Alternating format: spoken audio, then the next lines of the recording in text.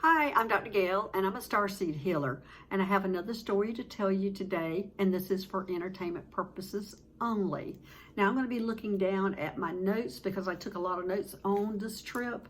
It was actually arrived at the ocean, and they were calling me in, and I was real hesitant about going in this time. Usually I go right in, but this time I was very hesitant. And so I was just standing there, just listening to them calling me, but I wouldn't go. And then my dog Moon showed up, and then my Jesus showed up.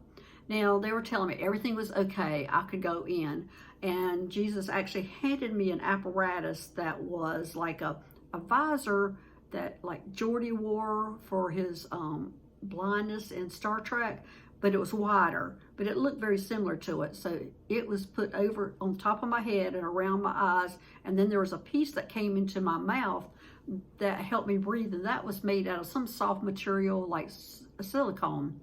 Now, this headpiece was amazing because it allowed me to see in the darkest areas of the ocean, and also it was handling my pressure issues that you have when you go down deep. So this is an amazing piece of equipment. So then I was escorted out by some dolphins, and there's 3 of them, and they took me to a well. Now, when I saw the well, I was like, wow, I was a little hesitant there, but everything was okay. I was supposed to keep on going. And the dolphins could not go as deep as the well could, and that's why the well was taking me down. And he took me, I mean, we kept going down further and further and further, but I was fine. And my visor was adjusting to the darkness, and I was fine going down there. So we went down really deep and came to like the opening of a cave, and it was a huge opening, maybe about 30 feet tall. And there was a being standing there, and I would describe him as a fish, dolphin, frog. Anyway, some kind of combination of that. And his name was Borgolf. B-O-R-G-A-F. And he was standing at the entrance waiting on me. And he said, we were talking telepathic. He said they were the name of that species, and they are aliens, and their species is Belarus. Now, B-E-L-L-A-U-R-A-U-S-E, and cetaceans. The Belarus cetaceans. Now, the cetaceans, I'm not sure if that's the correct pronunciation because he didn't say that, but that's what he led me to believe, and he spelt it out for me. And he said they are part of that. That is actually the species of dolphins, whales, porpoises, and of course them, and they are part of that. And he had a round head with flat eyes on the side of his head like a fish, but they could rotate to the front and to the side.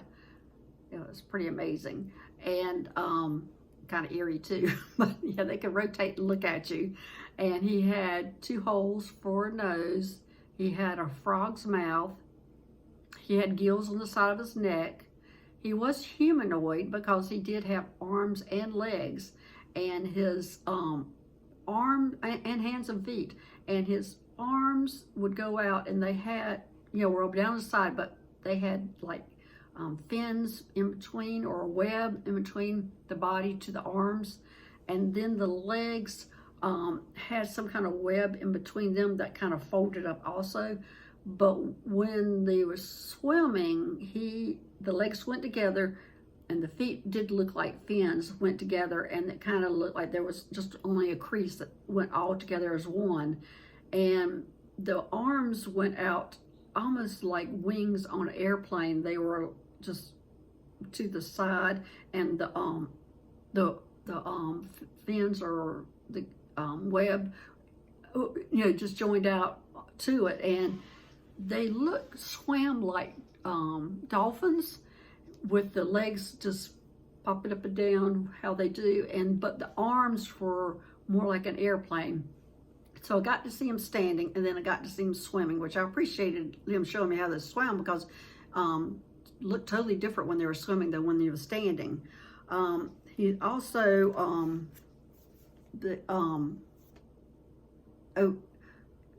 he's saying they're very similar to dolphins, and their feeding, their personalities.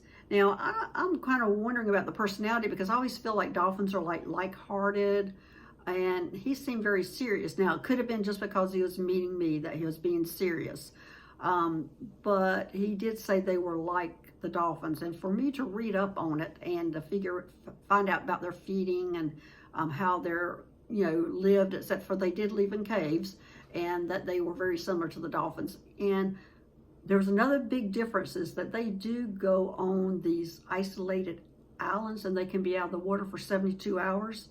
And sometimes they'll go all and join out on the islands and enjoy the fruit. And that they consider as a special treat, kind of like a dessert that they'll do once in a while. And so occasionally they all go out on one island and eat. So anyway, that was an amazing meeting of him. I'm going to look and just make sure I got everything. Yeah, I think I did. Anyway, I do think that we rescued a couple of them. I'm not sure how long ago it was, but it was when we could not identify the species, and I wish I had thought about that when I met him. I would have asked him, because the species I'm talking about was able to go into like hibernation, and when they ended up on the spaceship, they came out. So, and this looked very similar to them. So anyway, my name is Dr. Gail. This is my story today, and this is for entertainment purposes only, and my information will be down in the description box. And thanks. Bye-bye.